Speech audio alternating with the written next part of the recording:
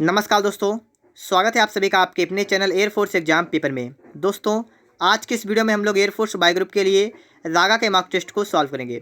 दोस्तों, आप लोग इस वीडियो को कंप्लीट देखिएगा और वीडियो के लास्ट में कमेंट बॉक्स बताइएगा कि आज आपने कितना स्कोर कर लिया है।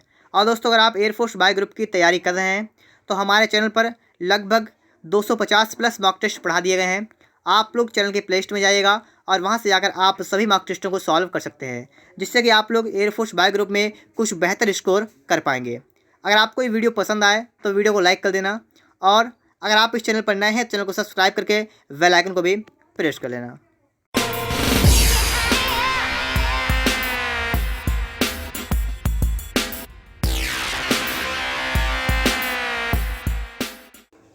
देखिए क्वेश्चन नंबर 1, प्रथम आंग्ल मैसूर युद्ध 1767 से 1769 में कौन विजयी हुआ था?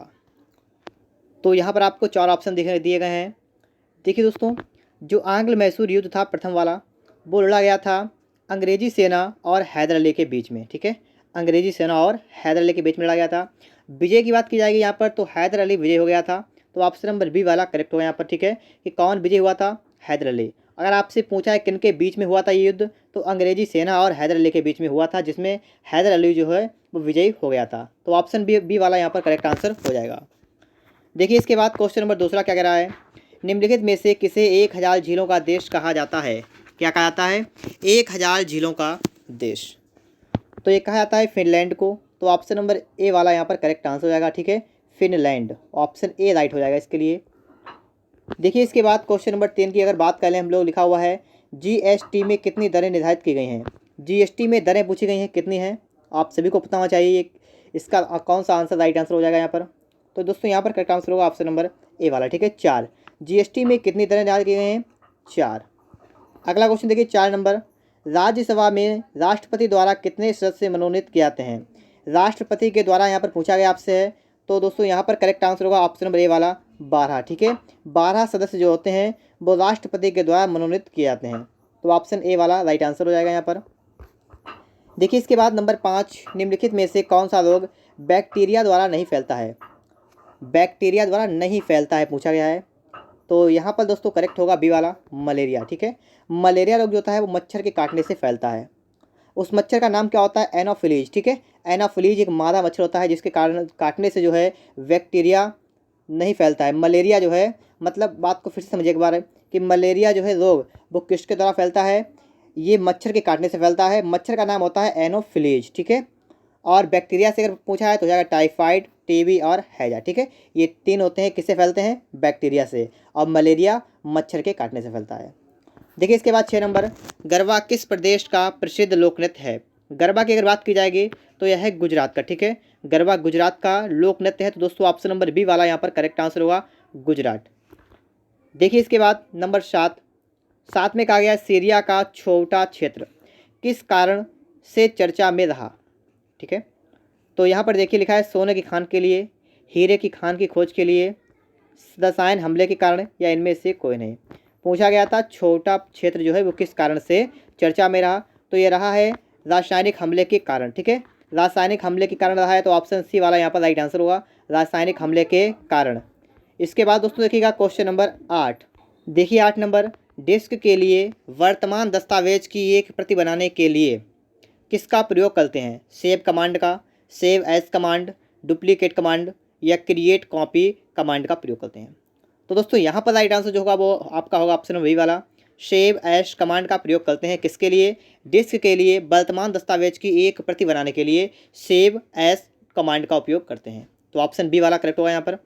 देखिए इसके बाद नंबर 9, यदि एक्स और वाई शून्य नहीं है और असमान परिवेश संख्या है तो आप लोग जो है इसका जवाब दीजिएगा, इसका यहाँ पर राइट आंसर क्या होगा। तो दोस्तों आप लोग फटाफट से अपनी कॉपी कलम को निकालिएगा और इस क्वेश्चन को सॉल्व करने की कोशिश करिएगा यहाँ पर। तो आप सभी को पता होगा कि a प्लस बी का होल स्क्वायर होता है a² plus B square plus 2ab।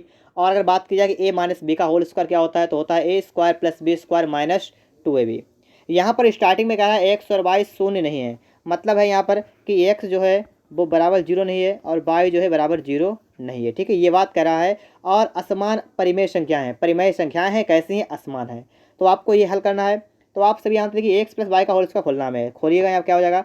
X square हो जाएगा प्लस हो जाएगा वाई स्क्वायर प्लस हो जाएगा आपका 2xy। ठीक है, इतना हो जाएगा। माइनस का चिन्ह लगा, माइनस का लगा देंगे यहाँ पर। आगे देखेंगे तो आपको बताना है एक्स माइनस वाई का होल स्क्वायर, ये हो जाएगा x square plus y square minus 2xy। अपान में कितना है, अपान में आप यहाँ से दोस्तों ऐसे ही पहले नोट कर लीजिए। ठीक है, कितना लिखा हुआ है, ये आपका लिखा हुआ है एक्स स्क्वायर बाई और माइनस एक्स बाई स्क्वायर। आगे देखेंगे हम अगर, तो हम यहाँ से ये माइनस का चिन्ह बीच में लगा हुआ है, इसे हटाएंगे। ठीक है, तो दोस्तों यहाँ पे जब हटाएंगे हम तो आपका ये बन जाएगा x square plus y square plus का 2xy। माइनस का चिन्ह बाहर लगा, अंदर के चिन्ह चेंज हो जाएगा, माइनस का x square minus y square plus का 2xy। अपान अगर बात करें यहाँ पर हम लोग, तो अपान में आपका यहाँ पर क्या हो जाएगा, एक्स वाई कॉमन लेगा तो हो जाएगा आपका एक्स माइनस वाई। इतना तो आप सभी कर देंगे। माइनस एक्स स्क्वायर ये वाला कट जाएगा और बाई स्क्वायर आपका ये वाला कट जाएगा। तो आपका यहाँ बचा है 4x बाई, अपान में आपका बचा है x by into x minus by. ठीक है, एक्स वाई से आपका एक्स वाई कैंसिल होगा, आपका बचेगा यहाँ पर 4/x माइनस वाई। अब हम लोग ऑप्शन को चेक करेंगे दोस्तों यहाँ पर, तो ऑप्शन सी वाला यहाँ पर करेक्ट आंसर होगा 4/x minus y. Option number C वाला यहाँ पर राइट आंसर हो जाएगा। उम्मीद करता हूँ ये सवाल आपको समझ में आ गया होगा अच्छी तरीके से। अब देखिए इसके बाद 9 के बाद आपके लिए क्वेश्चन नंबर 10 लिखा हुआ है, फटाफट से इसका भी आंसर करिएगा फटाफट से। दो रेलगाड़ियां समानांतर लाइन में एक ही दिशा की ओर अग्रसर क्रमशः 50 किलोमीटर प्रति घंटा और 30 किलोमीटर प्रति घंटा की रफ्तार से चल रही हैं। तेज गाड़ी मंद चल रही गाड़ी में बैठे एक आदमी को 18 सेकंड में पार कर जाती है। तेज गाड़ी की लंबाई ज्ञात कीजिए। तो दोस्तों यहाँ पर आपको सबसे पहले देखना है, दो रेलगाड़ियाँ हैं और एक ही दिशा में जा रही हैं। ठीक है, एक जा रही है 50 किलोमीटर प्रति घंटा की दर से, ठीक है, और एक जा रही है 30 किलोमीटर प्रति घंटा की दर से। जब भी दिशाएं समान होती हैं तो उनकी चालें जो होती हैं वो घट जाती हैं। ठीक है, चालें घट जाएंगी तो इनकी स्पीड कितनी आएगी, स्पीड आएगी देखिए 20 से 50 से 30 क्या हो जाएगी 20 किलोमीटर प्रति घंटा इनकी स्पीड निकल के आ गई है। इसे हल कर लेंगे हम लोग, तो इसे हल करेंगे, इसे मीटर पर सेकेंड में चेंज कर लेंगे। तो क्या करेंगे 20 गुणा 5/18 से गुणा कर देंगे। ठीक है, किससे गुणा करेंगे यहाँ पर दोस्तों 5/18 से यहाँ पर गुणा कर देंगे। अब इसे हल करके लिख लेंगे यहाँ पर, तो आपका ये कितना हो जाएगा, यहाँ पर आप देखिएगा 100/18। ठीक है, इतना हो जाएगा मीटर प्रति सेकेंड। कह रहा है तेज गाड़ी मंद चल रही गाड़ी में बैठे एक आदमी को 18 सेकेंड में पार कर जाती है। ये आपको टाइम दे रखा है 18 सेकेंड। पूछा गया तेज गाड़ी की लंबाई कितनी होगी। तेज गाड़ी की लंबाई, इसका मतलब क्या हुआ, इसका मतलब हुआ कि तेज गाड़ी की लंबाई यहाँ पूछी गई है, मतलब यहाँ पर दूरी आपको निकालनी है। ठीक है, जितनी दूरी आएगी वही तेज गाड़ी की लंबाई निकल के आपकी आ जाएगी। ठीक है, दूरी जो आएगी वही आपकी इसकी लंबाई निकल आएगी। सूत्र होता है दूरी बराबर चाल गुणे समय। ये आपका फार्मूला होता है दूरी बराबर चाल गुणे समय। तो यहाँ पर आपको वही निकालना है, आपको रेलगाड़ी की लंबाई निकालनी है। तो ये बराबर स्पीड कितनी थी 100/18 और गुणा कर देंगे यहाँ पर, और समय कितना था 18 सेकेंड। हल करेंगे, आपका निकल के आ गया है 100 के आगे लिखेंगे हम लोग एम मतलब मीटर। तो ऑप्शन की बात करेंगे यहाँ पर बी वाला आंसर करेक्ट आंसर हो जाएगा 100 मीटर। ठीक है, 100 मीटर रेलगाड़ी की लंबाई होगी। तेज गाड़ी की लंबाई कितनी होगी 100 मीटर। तो ऑप्शन वाला कौन सा करेक्ट हुआ, बी वाला करेक्ट आंसर होगा यहाँ पर 100 मीटर। देखिए इसके बाद अगला क्वेश्चन क्या है, क्वेश्चन नंबर 11 लिखा हुआ है। देखिएगा यहाँ पर एक दुकानदार अपने माल को 15% बट्टे के साथ बेचता है। 629 रुपये विक्रय मूल्य वाली वस्तु का अंकित मूल्य ज्ञात कीजिए। यहाँ पर आपको रखा है डिस्काउंट, डिस्काउंट कितना है आपका है 15% और इसका रखा है 629 विक्रय मूल्य वाली वस्तु का अंकित मूल्य ज्ञात कीजिए। विक्रय मूल्य कितना है 629 रुपये, अंकित मूल्य का मतलब MP आपको निकाल देना है। ठीक है, अब मैं आपको एक बात क्लियर कर देता हूँ, यहाँ पर किसी भी वस्तु का MP मतलब मार्क प्राइस मतलब होता है अंकित मूल्य, ये हमेशा होता है 100%। ठीक है, और कभी भी किसी चीज़ पर छूट देते हैं तो हम देते हैं अंकित मूल्य पर। तो अंकित मूल्य पर जब 15% की छूट दे दी तो इसका मतलब क्या हुआ, इसका मतलब हुआ इसका SP जो होगा वो कितना होगा 100 - 15। क्यों, क्योंकि 100 होता है उसका अंकित मूल्य 100%, जिसमें छूट थी 15%, तो इसका मतलब 85% इसका बचा है विक्रय मूल्य। और जिसकी वैल्यू कितनी है 629 रुपये। तो यहाँ लिखेंगे दोस्तों हम लोग 85% बराबर 629। यहाँ से आपको निकालना है 100% निकालना वैल्यू है, तो जाएगा 629 गुणा 100 अपान में कर देंगे हम लोग 85। 17×85, 17 से काटेंगे 17 तियाँ 51 बचे कितने 11, 17 7 119 और आगे सेल करेंगे 5 से और काटेंगे 5 1 5, देखिए 5 दूनी 10, तो आपका आ गया 37 गुणा 20। हल करेंगे तो देखिए 0 का 0, 7 दूनी 14 का 4 से लगा 1, 3 दूनी 6 7, तो आपका निकल के आ गया 740 रुपये। 740 रुपये इसका मार्क प्राइस होगा, अंकित मूल्य होगा। ठीक है, तो ऑप्शन नंबर दोस्तों यहाँ पर ए वाला करेक्ट आंसर होगा सवालों को आप लोग समझने की कोशिश करिएगा। सवाल आपके प्रत्येक सवाल आपको अच्छी तरीके से मैं समझा रहा हूँ, आपके समझ में भी आ रहा होगा। अगर वीडियो अच्छा लग रहा हो तो वीडियो को लाइक जरूर करें और दोस्तों इस वीडियो को अपने दोस्तों के पास शेयर भी करते रहिएगा। देखिए इसके बाद क्वेश्चन नंबर 12, साधारण ब्याज की प्रतिवर्ष किस परसेंट लिखा है प्रतिशत दर से एक निश्चित धनराशि 8 वर्षों में दोगुनी हो जाएगी। 8 वर्षों में दोगुनी हो जाएगी मतलब यहाँ पर समझिए, अगर आपके पास 100 रुपये हैं तो कह रहा है कि 8 वर्षों बाद ये दोगुने हो जाए, मतलब 200 रुपये हो जाएंगे। ठीक है, 100 रुपये थे आपके पास, 8 वर्षों का टाइम लगा, रुपये दोगुने हो गए, मतलब 200 रुपये हो गए। अब यहाँ से आपसे कोई पूछ ले कि यहाँ पर दोस्तों ब्याज कितना मिलेगा, तो देखिए 100 रुपये आपके पास थे, 100 के हो गए 200, इसका मतलब ब्याज कितना मिल गया है, 100 रुपये ब्याज मिल गया। यहाँ पर 100 रुपये ब्याज मिल गया है, तो बस आपको यही ध्यान रखना है। तो हम लिखेंगे सूत्र होता है साधारण ब्याज बराबर मूलधन गुणा दर गुणा समय अपान 100, ये होता है सूत्र आपका। तो यहाँ पर लिखेंगे ब्याज, ब्याज कितना है 100 रुपये, लिखेंगे 100 बराबर मूलधन कितना है, मूलधन भी आपका है, ये वाला पी है, ठीक है, ये वाला आपका ए हो गया मिश्रण। तो यहाँ पर ब्याज जो था वो 100 रुपये आ गया। तो ब्याज बराबर मूलधन, मूलधन भी 100 आपका है, गुणा दर, दर नहीं पता है, गुणा समय, समय कितना 8 वर्ष में, तो 8 अपान में कर देंगे 100। तो यहाँ से देखिए 100 से कट गया आपका बचा है 100/8 बराबर आर, इतना बचा, ये आपकी परसेंट निकल आएगी। 8 से काटेंगे, 8 एक 8 बचे 2, 8 दूनी 16 बचे 4 पंचे, तो 12.5% निकल के आ गया है। ऑप्शन डी वाला यहाँ पर करेक्ट आंसर होगा। कितने वर्षों में दोगुनी हो जाएगी, 8 वर्षों में हो गई, लेकिन पूछी गई थी दर कितनी थी, दर, तो दर यहाँ पर आ गई 12.5%। ठीक है, ऑप्शन नंबर यहाँ पर डी वाला करेक्ट आंसर हो जाएगा। देखिए इसके बाद 12 के बाद आपके लिए क्वेश्चन नंबर 13 कह रहा है प्रथम 3 दिन का औसत तापमान 27 डिग्री सेंटीग्रेड है, अगले 3 दिन का तापमान 29 डिग्री सेंटीग्रेड है, यदि पूरे सप्ताह का औसत 28.5 डिग्री सेंटीग्रेड है तो अंतिम दिन का तापमान क्या है। तो दोस्तों यहाँ पर आप लोग सही से देखिएगा, एक सप्ताह में आप सभी को पता है कितने दिन होते हैं, 7 दिन होते हैं, जिनमें से प्रथम 3 दिनों का औसत 27 है, अगले 3 का 29 है और पूरे सप्ताह का आपको दे रखा है। तो यहाँ पर समझने वाली बात है थोड़ी, वो आप समझिएगा। देखिए जो पहले 3 दिन का तापमान है वो कितना है 27, तो 27 से औसत है तो इस पर 3 से गुणा कर देंगे, ठीक है, प्लस कर लेंगे इसमें। अगले 3 दिन का कितना है 29, तो अगले 3 दिन का 29, तो 29 गुणा 3 कर देंगे प्लस। अब देखिए 3 3 6 दिन हो गए हैं, सप्ताह में 7 दिन होते हैं, तो अंतिम दिन पूछा गया, अंतिम दिन हम लोग मान लेंगे एक्स, ठीक है, अंतिम दिन हमने मान लिया एक्स। तो पहले 3 दिनों का तापमान हो गया 27 गुणा 3, अगले 3 दिनों का हो गया 29 गुणा 3 और लास्ट वाले दिन का हो गया एक्स, और बराबर लिखा है पूरे सप्ताह का औसत तापमान कितना है 28.5। ये पूरे सप्ताह का है, सप्ताह का मतलब होता है कि 7 दिनों का है, तो मतलब कह लेंगे 28.5 गुणा 7, तो आप सभी लोग इतना कह लेंगे।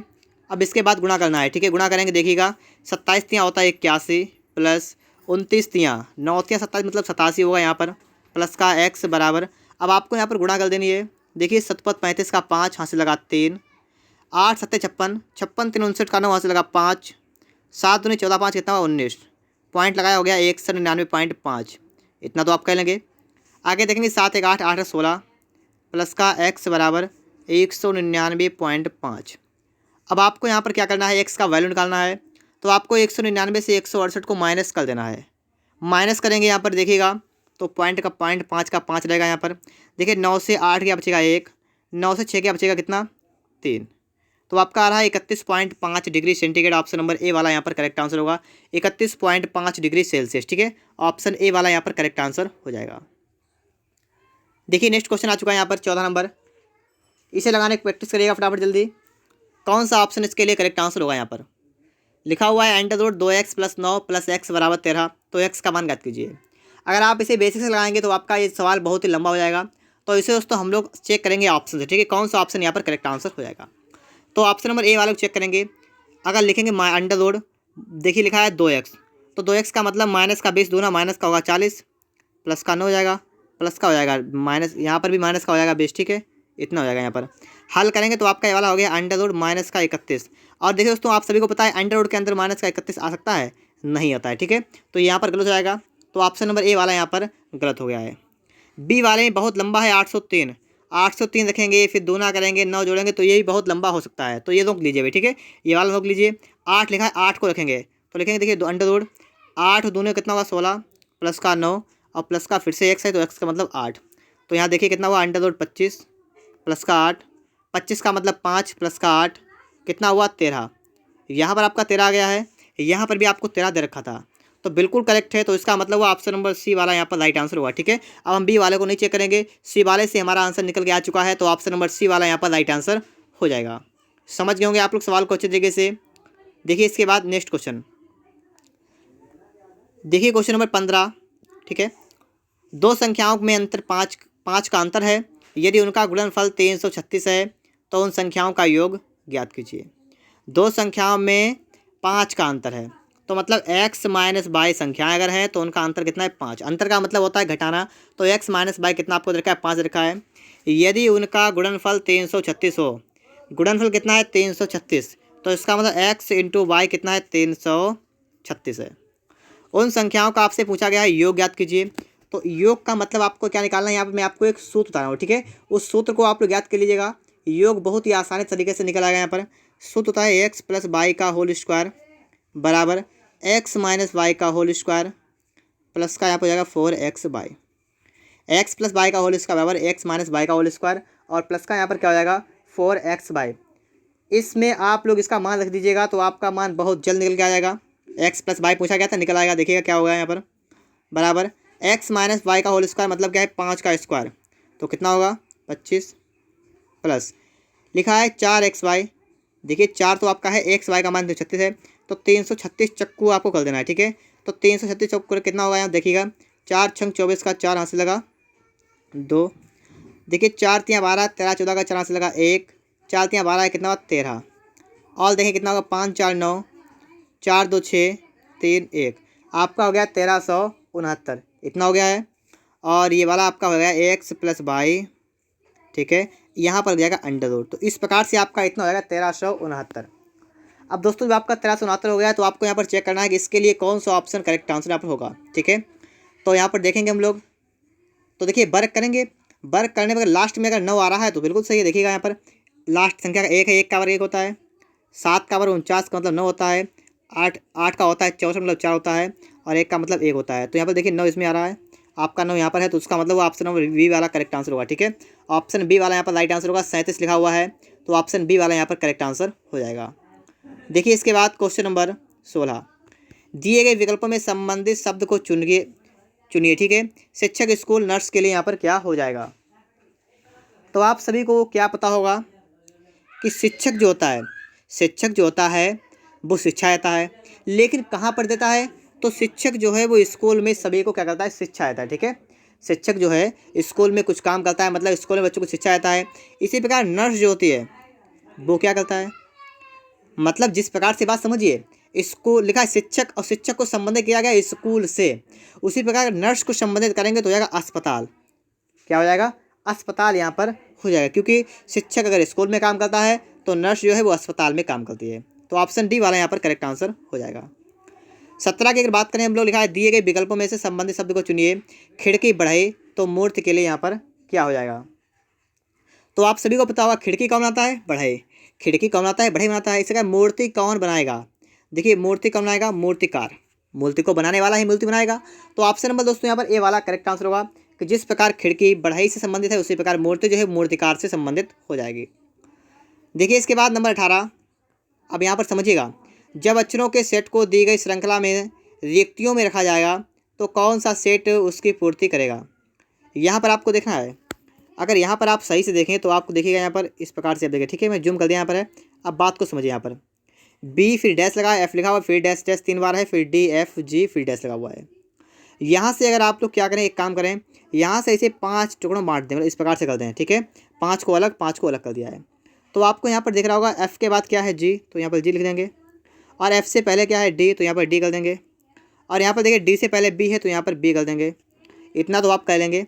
अब इसके बाद आपको यहाँ पर और यहाँ पर 2 जगह आपको कुछ रखना है, ठीक है। तो वो क्या रखेंगे, तो हम ऑप्शन को चेक करेंगे, ठीक है। पहले डी भरा है, फिर जी भरा है, फिर यहाँ पर देखिए एक छोड़ के फिर से यहाँ पर बी आया है, लेकिन यहाँ पर जी है तो ये नहीं हो सकता है, ठीक है, ये नहीं हो सकता है। अगले को देखेंगे, लिखा है पहले डी है, ठीक है, फिर जी भरा हुआ है, फिर एक अक्षर को छोड़ दिया यहाँ पर है, फिर से बी भरा है, फिर से छोड़ दिया है। आगे देखेंगे पहले क्या भरा है, पहले डी भरा है तो यहाँ पर बी है तो गलत हो जाएगा ये वाला। आगे देखें पहले जी भरा तो ये भी गलत होगा। तो ऑप्शन नंबर दोस्तों यहाँ पर बी वाला करेक्ट होगा। यहाँ पर जी छुटा हुआ है तो यहाँ पर भी जी कर लेंगे हम लोग, और यहाँ पर भी जी कर लेंगे। तो इस प्रकार से डबल जी लास्ट में हो जाएगा। और ऑप्शन नंबर की बात करें यहाँ पर, तो बी वाला आंसर करेक्ट आंसर यहाँ पर होगा, ठीक है। ऑप्शन बी यहाँ पर राइट आंसर हो जाएगा। देखिए इसके बाद अगला क्वेश्चन क्या करें आपसे है, निर्देश प्रश्न संख्या 19, निम्न प्रश्नों में एक अनुक्रम दिया गया है जिसमें एक पद लुप्त है, दिए गए विकल्पों में से वह सही विकल्प चुनिए जो अनुक्रम को पूरा करे। तो अगर लोग यहाँ पर देखेंगे तो यहाँ पर देखिए सबसे बड़ी संख्या यहाँ पर 30 लिखी हुई है, ठीक है। तो हम यहीं पर यही हिसाब लगाएंगे कि 30 कैसे हमारा आएगा। तो अगर 2 3 5 लिखा हुआ है, अगर हम सबकी मल्टीप्लाई कर लें तो कितना होगा, 2 3 6 5 30। आपका यहाँ पर 30 आ गया है, बिल्कुल सही है। इसी प्रकार दोस्तों अगर हम आगे देखें तो लिखा हुआ है, देखिए अगर इसी वाले, ठीक है, इधर वाले जो है इसी नोक लीजिए से, देखिए लिखा है 5 गुणा 1 गुणा, और देखिए ये आपका लिखा 1 लिखा हुआ है, ये माइनस का 1 लिखा हुआ है, ठीक है, माइनस का 1 लिखा हुआ है। बात समझिए यहाँ पर, ये माइनस का 5 है, माइनस का 1 है, तो इसकी गुणा करेंगे 5 एकन 5 एकन 5, ये 12 माइनस का 5 आएगा, तो ये भी बिल्कुल सही हो रहा है यहाँ पर। इसी प्रकार आगे देखेंगे, लिखेंगे 4 गुणा 1 गुणा, गलत हो गया यहाँ पर, देखिएगा 3 गुणा माइनस का 1 करेंगे तो कितना होगा, 4 3 12 एकन 12, माइनस का हो जाएगा 12। माइनस का 12 होते ही आपका ऑप्शन नंबर बी वाला करेक्ट आंसर होगा। यहाँ पर आपको यहाँ पर दिख रहा है माइनस का 12 यहाँ पर लिखा हुआ है, तो दोस्तों ऑप्शन नंबर बी वाला राइट आंसर यहाँ पर हो जाएगा, माइनस का 12। देखिए 19 क्वेश्चन आपके सॉल्व हो गए हैं। अगर आपको वीडियो पसंद आ रहा हो, अच्छा लग रहा हो तो वीडियो को लाइक कर दीजिएगा। और इसके बाद चलते हैं हम लोग क्वेश्चन नंबर 20 पर। प्लस का अर्थ माइनस, प्लस का अर्थ है भाग, भाग का अर्थ है माइनस, माइनस का अर्थ है गुणा, गुणा का अर्थ है प्लस। तो दोस्तों आपको इस क्वेश्चन को सॉल्व करना है, तो ये तो सभी सॉल्व कर लेंगे। तो यहाँ पर देखिए क्या करेंगे हम लोग, 24 लिखेंगे, प्लस, प्लस का अर्थ क्या होता है, प्लस का अर्थ है भाग, तो लिखेंगे भाग 6, भाग का अर्थ क्या है -2, माइनस का अर्थ है गुणा 1, और गुणा का अर्थ क्या है प्लस का 4। तो दोस्तों यहाँ पर इतना हो गया आपका। आगे देखेंगे, देखिए पहले भाग कर लेंगे, गुणा कर लेंगे, तो 6 चौक 24 माइनस 2 एकन 2 प्लस का 4, इतना हो जाएगा। और देखेंगे यहाँ पर तो आपका देखिए 4 4 8 से हो गया आपका 6, तो दोस्तों आपका यहाँ पर 6 आएगा, ठीक है। यहाँ पर आपका कितना आएगा, 6 आएगा। आपको यहाँ पर ऑप्शन नहीं दिख रहे हैं, लेकिन कोई बात नहीं, यहाँ पर 6 इसका आंसर आएगा। हो सकता है आगे ऑप्शन आपको दे रखे हो, ठीक है। तो यहाँ पर देखिएगा ये लिखा था, ठीक है, तो ऑप्शन नंबर सी वाला यहाँ पर राइट आंसर होगा 6। इसके बाद देखिएगा अगला क्वेश्चन है 21 नंबर। यदि फैत को केल्वी लिखा जाए तो क्लाउड को किस प्रकार से लिखेंगे। यहाँ पर देखिए क्या लिखा है, FAITH, इसको लिखते क्या है KELVI। अगर यहाँ पर हम लोग देखें, F होता है 6 पर, A होता है 1 पर, I होता है 9 पर, T 20 और H 8 होता है। यहाँ पर देखें K होता है 11 पर, ये 5 12 22 और 9। तो यहाँ पर देखिए 6 से आए हम लोग 11 पर, तो क्या किया यहाँ पर प्लस का 5 किया है। आगे देखेंगे 1 से आए हम लोग 5 पर, तो यहाँ प्लस का 4 किया है। आगे देखेंगे 9 से आए हम लोग कहाँ पर 12 पर, तो प्लस का 3 किया है। तो आप लॉजिक को समझ रहे होंगे। 20 से आए हम लोग 22 पर, तो इसका मतलब प्लस का यहाँ पर 2 किया गया है। और आगे देखेंगे तो यहाँ प्लस का 1 किया गया है। तो बात को समझ होंगे, 5 4 3 2 1 इस प्रकार से हमें जोड़ना पड़ेगा, ठीक है। 5 जोड़ेंगे, फिर 4 3 2 1, तो इस प्रकार से जोड़ेंगे और हम चेक कर लेंगे कौन सा ऑप्शन हमारा राइट होगा। तो यहाँ से हटा रहे हैं इसे। अब देखिएगा लिखा है CLOUD, यहाँ प्लस का 5 करना है, यहाँ 4, यहाँ पर 3, यहाँ पर 2, यहाँ पर 1, तो जोड़ेंगे। C होता है 3 पर, L होता है 12 पर, O होता है 15 पर, U होता है 21 पर, D होता है 4 पर। देखिए 3 5 8, 8 पर क्या हुआ, H हुआ। 12 4 16, 16 पर क्या हुआ, 16 पर आपका हो गया है, देखिए 15 होता है O, P आ गया, ठीक, 16 पर। 15 3 18, 18 होता है R, 21 2 22 23, 23 होता है W, और 4 1 5, 5 होता है A। तो HPRWA ऑप्शन नंबर दोस्तों आपको C में दिख रहा है, तो यहाँ पर C वाला आंसर करेक्ट आंसर होगा, यहाँ पर HPRWE। देखिए इसके बाद अगला क्वेश्चन क्या है, क्वेश्चन नंबर 22। श्रृंखला में गलत संख्या का चयन कीजिए। 8 9 125 343 1331। तो अगर हम लोग दोस्तों 8 की बात करें, 8 क्या होता है, 2 का घन होता है 8, 27 3 का घन होता है, 125 5 का घन होता है, 343 7 का घन होता है, और 11 का घन होता है 1331। अब दोस्तों यहाँ पर आप देखिएगा, गलत संख्या का चयन कीजिए, गलत संख्या आपको बतानी है। तो अगर यहाँ पर आप देखें तो ये वाली संख्या जो आपकी लिखी हुई है 2 का घन, बकाया सबका देखिए 3 का घन है, फिर 5 का है, फिर 7 का है, फिर 11 का है। अगर सबको हम देखें तो ये सभी हमारी संख्या कैसी है, सभी विषम संख्या हैं, और 2 हमारी ये सम संख्या है। तो पहली बात तो एक बन रहा है हमारा कि यहाँ पर 2 नहीं होना चाहिए, ठीक है। यहाँ पर 1 का घन होता तो हमारा चल जाता, 1 का घन 1 यहाँ पर होता तो सही होता। दूसरी बात यहाँ पर देखिएगा, यहाँ पर भी 2 का अंतर, ठीक है, 1 का अंतर यहाँ पर है, यहाँ पर 2 का अंतर है, यहाँ पर 2 का अंतर है, यहाँ पर 4 का अंतर, कोई दिक्कत नहीं, लेकिन यहाँ पर 1 का अंतर भी नहीं हो सकता है हिसाब से। तो इसका मिला जुला के आपका ऑप्शन नंबर जो है वो डी वाला करेक्ट होगा यहाँ पर, कि यहाँ पर 8 नहीं होता, ठीक है, यहाँ पर 8 नहीं होता, यहाँ पर 1 हो सकता था, तो ऑप्शन नंबर डी वाला यहाँ पर राइट आंसर हो जाएगा। देखिए इसके बाद नंबर 23। यदि हरे को अर्थ लाल, और लिखा है लाल का अर्थ पीला, पीले का अर्थ नीला, नीले का अर्थ नारंगी, और नारंगी का अर्थ हरा है, तो स्वच्छ आकाश का रंग कैसा होता है। स्वच्छ आकाश का रंग कैसा होता है? सभी को पता है आकाश का रंग नीला होता है, आसमानी वही नीला, ठीक है। अब यहाँ पर भाई हमें चेक करना है, यहाँ पर हम क्या चेक करेंगे कि आकाश का रंग होता है नीला। अब देखेंगे यहाँ पर नीला, और नीले का अर्थ है नारंगी, ठीक है। आकाश का रंग होता है नीला और नीले का अर्थ क्या है? नारंगी। तो नारंगी का मतलब वो ऑप्शन नंबर सी वाला करेक्ट होगा यहाँ पर, ठीक है। नारंगी ऑप्शन नंबर आपको सी में दिख रहा है, तो ऑप्शन नंबर सी वाला यहाँ पर राइट आंसर हो जाएगा। देखिए इसके बाद अगला क्वेश्चन क्या आपके लिए है, क्वेश्चन नंबर 24। 24 नंबर को पढ़िएगा फटाफट से और बताइएगा इसका कौन सा आंसर राइट आंसर हो जाएगा। तो यहाँ पर देखें, फोटो में किसी महिला की ओर इंगित करते हुए शालू ने कहा। किसने कहा? देखिए शालू ने कहा। और क्या कहा है? किसी फोटो में किसी महिला, मतलब एक फ़ोटो है उसके अंदर एक महिला है, तो महिला की ओर, ठीक। मान लीजिए महिला यहाँ पर है, ये महिला है, ठीक है। इस प्रकार से मान लिया। अब देखिए कि फ़ोटो में किसी महिला को इंगित करते हुए शालू ने कहा, क्या कहा? इसके बेटे का पिता। महिला जो है इसके बेटे, तो महिला का बेटा ये हो गया। और लिखा है इसके बेटे का पिता, इसके बेटे का पिता। तो इस प्रकार से आप बात समझ गए होंगे। क्या कह रहा है कि इसके बेटे मतलब महिला के बेटे और बेटे का पिता। तो इस प्रकार से अगर इसे हम चेक करें ऐसे, तो ये पत्नी होगी, ये पति होगा, ठीक है। ये पत्नी पत्नी हो जाएंगे क्योंकि महिला का बेटा और उसका पिता मतलब पति पत्नी जो है ये दोनों हो गए हैं। अब बात को फिर से पढ़िएगा। इसके बेटे का पिता जो है वो लिखा है मेरी माँ का दामाद है। सालू कह रही है कि मेरी माँ, अब माँ का कौन है? ये दामाद है। कौन है ये? दामाद। अब बात समझिएगा यहाँ पर, बात समझिए यहाँ पर कि शालू की माँ और माँ का दामाद जो है, तो इसका मतलब हुआ कि ये जो है ये महिला, ये इसकी लड़की होगी। शालू की माँ की ये लड़की होगी महिला, और ये शालू जो है ये भी उसकी लड़की है। तो शालू और महिला का संबंध पूछा गया क्या होगा?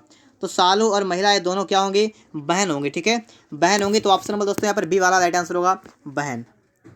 देखिए इसके बाद 25 नंबर देखिएगा यहाँ पर, ABCD कैरम का खेल खेल रहे हैं। AC और BD पार्टनर हैं। C D के बाईं ओर बैठा है जिसका मुख दक्षिण की ओर है। यहाँ पर आपको एक पॉइंट दे रखा है कि C जो है वो D के बाईं ओर है जिसका मुख दक्षिण की ओर है, ठीक है। अब देखिए कैरम है, कैरम इस प्रकार से होता है, एक इस तरह मूव करके बैठेगा, एक इस तरह मूव करेगा, एक इस साइड मूव करेगा, एक इस साइड मूव करेगा। इस प्रकार से कैरम में चारों तरफ लोग बैठ जाएंगे। कह रहा है कि C D के बाईं ओर बैठा है जिसका मुख दक्षिण की ओर है। तो C का मुख आपको दे रखा है, ठीक है। C का आपको मुख दे रखा है कि C का मुख जो है किधर है? दक्षिण की ओर, मतलब C यहाँ पर बैठेगा, ठीक है। C इस साइड में बैठा है तो इसका मुख नीचे की ओर हो गया, दक्षिण की ओर हो गया। इतनी बात तो क्लियर हो गई। अब आगे समझिएगा। कह रहा है कि C जो है वो D के बाईं ओर बैठा है। C कहाँ पर है? D के बाईं ओर। अब D के बाईं ओर मान लीजिए यहाँ पर कोई व्यक्ति है, ठीक है। मैं आपको समझाने के लिए कह रहा हूँ, यहाँ पर अगर कोई व्यक्ति है, अब कहा जाए इसका बाएं किधर होगा, तो इसका बायां होगा इधर और दायां होगा इधर, ठीक है। लेफ्ट इधर होगा, राइट इधर होगा। बात को अगर मान लीजिए आप मोबाइल से देख रहे हैं, ठीक, वीडियो देख रहे हैं, तो आपके लिए राइट इधर, आपका लिए राइट जो इस तरफ होगा, ठीक है। और लेफ्ट आपके लिए इस तरफ हो जाएगा। आगे बढ़ेंगे तो इसके लिए लेफ्ट इस तरफ होगा, ठीक है, लेफ्ट उस तरफ होगा। और कह रहा है कि C जो है वो D के बाईं ओर बैठा है, मतलब C जो है वो D के बाईं ओर है, तो C यहाँ पर है तो D इसका मतलब यहाँ पर होगा। बात को समझिए आप लोग, क्योंकि C जो है वो D के बाईं ओर है तो D यहाँ पर होगा और D के बाईं ओर C हो जाएगा। अब तो आप बात को समझ गए होंगे। अगर इस प्रकार से यहाँ हो जाएगा तो आप इसे हटा दीजिए। अब आगे बात समझिए। कह रहा है कि AC और BD पार्टनर है। AC BD पार्टनर है, पार्टनर आमने सामने बैठेंगे तो C के आगे आपका हो जाएगा A और D के आपके आगे हो जाएगा आपका B। तो इस प्रकार से बैठे हुए हैं। पूछा गया A का मुख किस दिशा में होगा? A का मुख किधर है? ऊपर की ओर है, तो ऊपर की ओर का मतलब हुआ उत्तर। तो ऑप्शन नंबर A वाला यहाँ पर करेक्ट आंसर होगा, उत्तर की ओर हो जाएगा, ठीक है। ऑप्शन A वाला यहाँ पर राइट आंसर हो जाएगा। देखिए इसके बाद नंबर 26, उस युग्म का चयन कीजिए जो उसी संबंध को प्रदर्शित करता है जो मूल युग्मों के घटकों के बीच है। जैसे यहाँ पर लिख दिया गया है जूते मोची, तो आगे आपको यहाँ पर देखना है, ठीक है। और देखने के बाद आपको बताना है। तो यहाँ पर हम देखेंगे जूते मोची, मतलब मोची जो है वो जूतों को बनाता है, ठीक है। जूते का बनाता है, मोची जो है वो जूतों को बनाता है। उसी प्रकार आपको यहाँ बताना है कौन क्या बनाता है। तो यहाँ पर ऑप्शन नंबर A वाला होगा करेक्ट कि चश्मा साज जो है चश्मे को बनाता है, ठीक है। चश्मा साज चश्मे को बनाता है। आप सोच रहे होंगे और कोई सा नहीं हो सकता है। देखिए शिक्षक जो है वो शिक्षा देता है, ना कि शिक्षा बनाता है। संयंत्र जो है वो ऑक्सीजन में एकत्रित होती है, ठीक है। संयंत्र में किसी यंत्र में ऑक्सीजन होती है, ना कि वो देता है, ठीक, ना बनाता है। अब रसोई घर में भोजन बनता नहीं है, ठीक है। रसोई घर में मतलब भोजन बनाया जाता है। तो इस प्रकार से ऑप्शन नंबर A वाला यहाँ पर करेक्ट आंसर हो जाएगा। देखिए इसके बाद में आपका अगला क्वेश्चन है 27 नंबर, एक ही ग्रुप में कौन शामिल नहीं है? एक ही ग्रुप में कौन शामिल नहीं है? लिखा है कार्बन, कॉपर, चांदी, सोना। तो यहाँ पर देखिए आप लोग, कॉपर, सोना, चांदी ये क्या होते हैं? ये होती हैं धातुएं, ठीक है। और कार्बन क्या है? कार्बन है अधातु। अधातु है तो इसका मतलब हुआ कि ऑप्शन नंबर आपका ए वाला करेक्ट आंसर होगा कार्बन। ठीक, कार्बन इसमें शामिल नहीं होगा। 28 को देखेंगे, निम्नलिखित में से कौन सी आकृति नागरिकों शिक्षित लोगों को बीच समझ आती है। ठीक है, नागरिक शिक्षित और लोगों के बीच संबंध को दर्शाती है। देखिए टोटल भीड़ होती है, भीड़ में लोग होते हैं। ठीक, टोटल कितने हैं, टोटल अगर मानेंगे तो टोटल होंगे आपके लोग। इन लोगों में कुछ नागरिक हैं, मतलब लिखा है कि नागरिक शिक्षित, कुछ नागरिक हैं और कुछ नागरिक मतलब शिक्षित हैं, कुछ अशिक्षित हैं। इसका मतलब इस प्रकार से यहाँ पर होगा। ठीक है, नागरिक है उसमें से कुछ शिक्षित हैं, कुछ अशिक्षित भी हैं। तो आपका बनेगा इस प्रकार से, ऑप्शन नंबर डी वाला यहाँ पर करेक्ट आंसर होगा। ठीक है, टोटल लोग, लोगों में नागरिक, नागरिक शिक्षित हैं और अशिक्षित भी हैं। तो ऑप्शन नंबर डी वाला यहाँ पर राइट आंसर होगा। 29 को देखें, अगर लिखा है दिए गए विकल्पों में से विषम आकृति को चुनिए। अब आपको यहाँ पर बुद्धि लगाना है, थोड़ा दिमाग लगाना है, यहाँ पर देखना है कि यहाँ पर कौन सा विषम होगा। इन सबके बीच में खींचा गया विकर्ण, ये विकर्ण खींचा इसलिए गया है ताकि ये इनके 4 पार्ट बन जाएं, चारों पार्ट बराबर हो जाएं बिल्कुल। ठीक है, इनके सबके 4 पार्ट बने और चारों कैसे हों, बराबर। लेकिन जो ऑप्शन में आपका सी वाला आपको दिख रहा है, इसमें आप अगर पार्ट को देखें तो आपके सभी पार्ट आपके अलग अलग आपको यहाँ पर दिख रहे हैं। तो इसलिए दोस्तों यहाँ पर सी वाला आंसर करेक्ट आंसर होगा। ठीक है, ऑप्शन नंबर सी वाला यहाँ पर राइट आंसर हो जाएगा। अब देखिए इसके बाद लास्ट क्वेश्चन है, दिए गए विकल्पों में से लुप्त आकृति ज्ञात कीजिए। अब आपको यहाँ पर देखना है, यहाँ पर देखिएगा आप लोग, पहली वाली आकृति को देखिए, दूसरी वाली आकृति को देखिए सही से अच्छी तरीके से। तो अगर यहाँ पर बीच में अगर हम लोग एक दर्पण लगा दें, ठीक है, अगर बीच में हम लोग यहाँ पर दर्पण लगाएं तो आपको दिख रहा होगा ये वाला बिल्कुल इसके विपरीत चला गया है। और देखिए आपका ये वाला आपका जो चतुर्भुज था वो आपका इस साइड में आ गया है। ठीक है, ये तो आपको दिख रहा होगा। तो वही काम आगे करेंगे हम लोग, यहाँ पर देखिएगा, यहाँ पर इस प्रकार से लान करेंगे, ये दर्पण रखेंगे और आपके आकृति जो भी वो देखिए मैं आपको बना के दिखा रहा हूँ, इस प्रकार से आप क्या कर देंगे, आपका गोला आपका यहीं पर आ जाएगा और आपका चतुर्भुज आपका हट के आगे चला जाएगा। और देखिए यहाँ पर ये आपका इस प्रकार से होगा। ठीक है, इस प्रकार से आपका बन जाएगा। अब ऑप्शन देखिए, ए वाला तो गलत हो गया आपका। अब इसके बाद देखेंगे तो हमारा सी वाला भी गलत हो गया। ठीक है, बच्चा हमारे पास बी और डी। अब दोस्तों आपको यहाँ पर सही से देखना है, आप देखिएगा कि आपको बी वाला और डी वाला बिल्कुल एक जैसा दिख रहा होगा। अगर आप यहाँ पर सही से देखें तो आपको दोस्तों यहाँ पर दिख रहा होगा कि बी वाला और डी वाला बिल्कुल आपका एक जैसा है। अब आपको एक चीज़ और यहाँ पर देखना है, अब वो क्या देखना है, आप उस बात को समझिएगा। आपको यहाँ पर क्या देखना है, अब आपको देखना है यहाँ पर कि जो आपका नीचे का साइड का हिस्सा जो है ये वाला किस में आपको दिख रहा है, तो ये वाला भी दोनों में सेम दिख रहा है। देखिए दोनों में सेम दिख रहा है, दोनों में बिल्कुल सेम है। तो इसका मतलब ये हुआ, ऊपर से भी देखेंगे तो भी आपको बिल्कुल सेम दिखेगा और भी देखेंगे तो भी बिल्कुल सेम दिख रहा है यहाँ पर। तो इसका मतलब हुआ इस क्वेश्चन में कहीं पर मिसप्रिंट हो गया। ठीक है, इसमें आपका जो इधर वाला हिस्सा था वो आपका ऐसा होता, ठीक है, चतुर्भुज वाला होता और इधर वाला जीरो वाला होता। तो आप इसी में से कोई एक आपका जो है करेक्ट होगा, जिसमें आपकी मिसप्रिंट हो गई है। तो इनमें से आपके लिए मैंने जो आपका बना दिया है ये वाला राइट आंसर यहाँ पर होगा। ठीक है दोस्तों, उम्मीद करता हूँ आपको वीडियो पसंद आया हो। अगर वीडियो अच्छा लगा हो तो वीडियो को लाइक कर दीजिएगा और दोस्तों को अपने दोस्तों के पास ये वीडियो को शेयर भी कर दीजिएगा। और अगर आप एयरफोर्स बायो ग्रुप की तैयारी कर रहे हैं तो आपको और भी वीडियोज हमारे चैनल पर मिलेंगी और भी आप लोग मॉक टेस्ट सॉल्व कर सकते